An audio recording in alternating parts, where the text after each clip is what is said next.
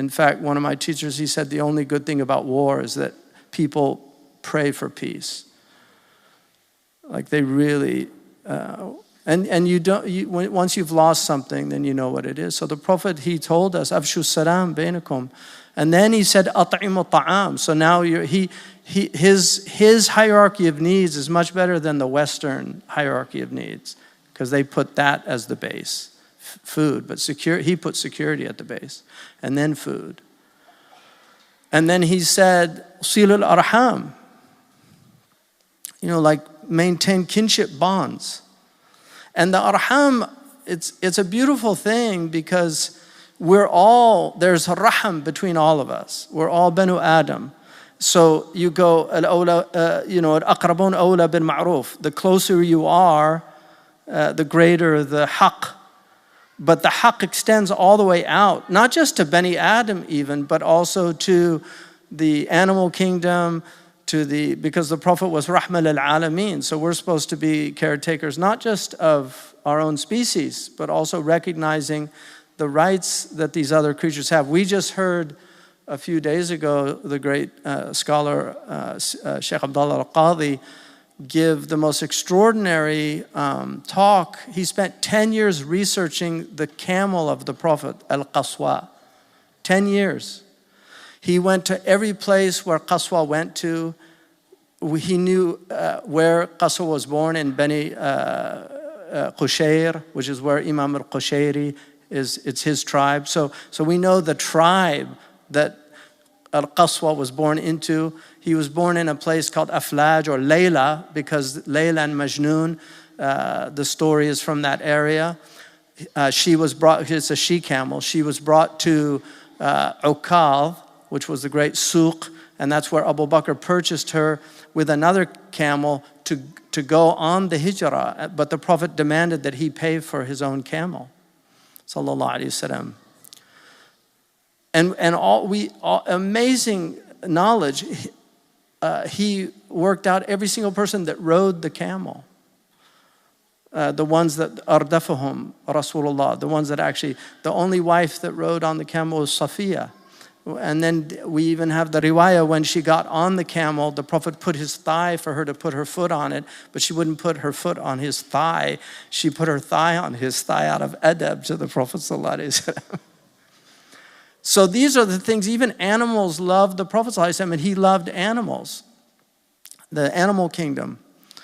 We were talking about human rights. When you don't have animal rights, it's very easy when you demonize people and consider them animals, it's easy to abuse them. But when you actually treat animals well, and you encourage young children to actually treat animals as sentient beings that have rights, then it's a lot harder to harm human beings. The Prophet ﷺ said, "Inna Allah katab al-ihsana ala kulli shay'in fa idha dhabahtum فَأَحْسِنُوا الذِّبْحَ."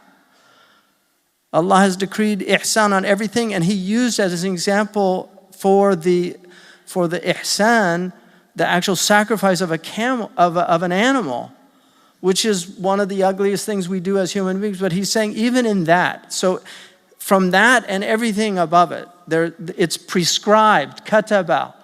In other words, Allah has prescribed it. There is an ihsan in every single thing that you do. And this is why our religion was so committed to ihsan. The Prophet ﷺ, Sayyidina Aisha radiyallahu anha, relates a hadith which is sahih, where she said, "Amara Rasulullah bi bina al masajid fi ad-dur wa an tunazzaf wa tutayyab."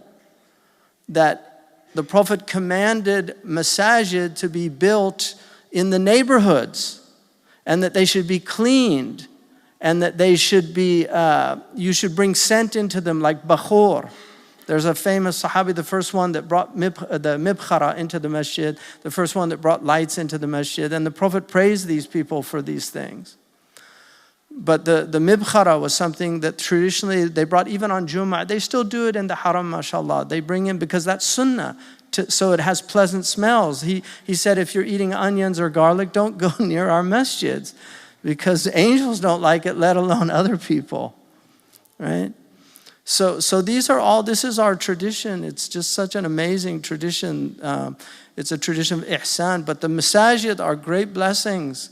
And people don't know this. A lot of people don't know this. But there were 40 masajid in Medina. So the Prophet made sure, sallallahu alaihi wasallam, that there were masajid in every neighborhood. And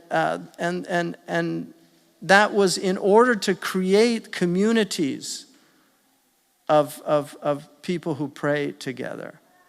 Because if you come every day and you pray, you get to know, and then somebody doesn't show up, you want to find out, are they okay? Is something wrong? Do they need anything? Are they sick?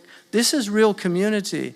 You know, everybody talks about the Muslim community, but it's almost impossible in the modern world, the way we live in these societies now, to even have community, because communities are neighborhoods.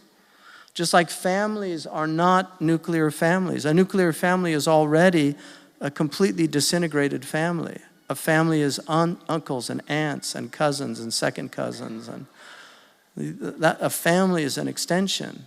It's not just the mother and the father and the children, but that now is considered such a great blessing, because they've destroyed, the culture has just completely fragmented families. So all these single mothers who are raising children. So these are all, I mean, we're dealing in a very strange time, a lot of great difficulties.